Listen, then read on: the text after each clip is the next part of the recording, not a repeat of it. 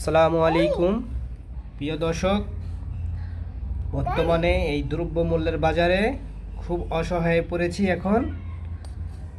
সেজন্য আমাদের বাংলাদেশ ব্যাংক আছে, ব্যাংকে কিছু টাকা রিজার্ভ আছে, সেই টাকাটা ভাঙার জন্য চেষ্টা করতেছি। এখন দেখি আমাদের রিজার্ভে কত টাকা জমা আছে। সর্বশেষ এটাই আমাদের ঈদ খরচ, এই রিজার্ভের টাকা দিয়ে এখন চলতে হবে আমাদের। এছাড়া আমাদের কাছে কোনো টাকা পয়সা নাই। এই যে আমার ছেলে, সে এখন ব্যাংকটারে ভাঙবে। ব্যাংকটা কত টাকা হচ্ছে সম্পূর্ণভাবে ভিডিওটা আপনারা দেখতে পারবেন আমাদের রিজার্ভে।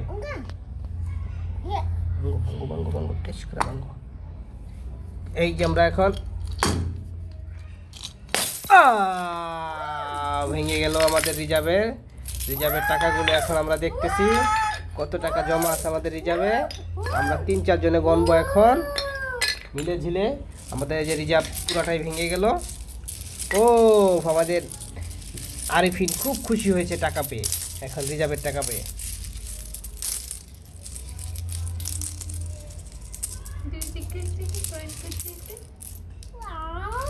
ওয়াও, এই দেখেন কত খুশি হয়েছে টাকা পেয়ে।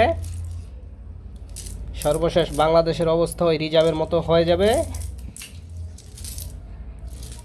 যার যার রিজার্ভ বাংলাদেশের ভেঙে খেতে হবে, কেননা বর্তমান দ্রব্যমূল্যের যে বাজার, আবারও গরুর মাংস 800 টাকা কেজি হয়ে গেছে। সেজন্য রিজার্ভ ভেঙে খেতে হবে সবাই।